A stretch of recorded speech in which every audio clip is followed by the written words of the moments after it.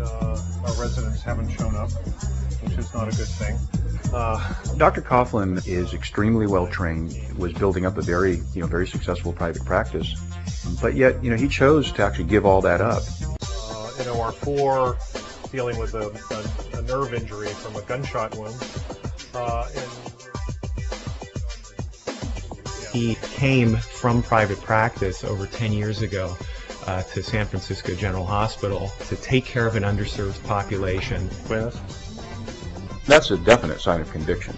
The hours here are long. I'm sure the pay isn't anywhere near what his potential was in private practice. What he'll normally tell residents is go with your gut. Identify what it is you love to do and what you're passionate about and pursue that. Hey, mejor.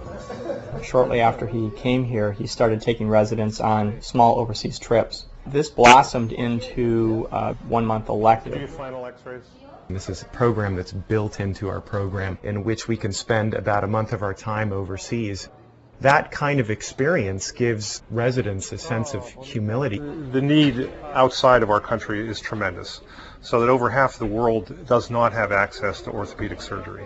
It really made me realize, what we take for granted here and what we have here as far as technology and orthopedics and what they have to do there. They couldn't afford the crutches. The residents not only are more resourceful, but frankly, they become, I think, better doctors, because when they're dealing with a lot of the underprivileged patients that we might have in our county clinics, I think they sympathize with them a lot more. Diversity, cultural sensitivity, involvement in disadvantaged populations. But we would like to see this be a part of the educational process that's standard around the country.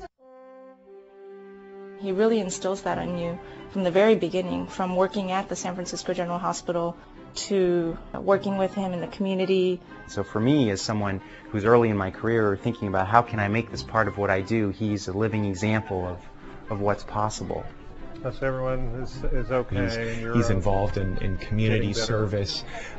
He runs a free dance clinic. The opportunity to keep them dancing is really an exciting one. And I think a lot of orthopedists have that opportunity to help, whether it's their local Little League or Pop Football League. As orthopedic surgeons, many of us do give a lot, and it's embarrassing to get an award like this, because I think there's so many deserving orthopedic surgeons that are out there all the time giving of themselves, but we have much to give. We've created a culture here that accepts this as the norm. This is the standard. Part of our professionalism is to be involved. Unanimously, residents vote this the most important experience of their entire residency, the most important rotation. And I think that says something. I think that if you expose people to these kinds of experiences, people are going to enjoy them. They're going to like doing this kind of work and go back to doing it in the future.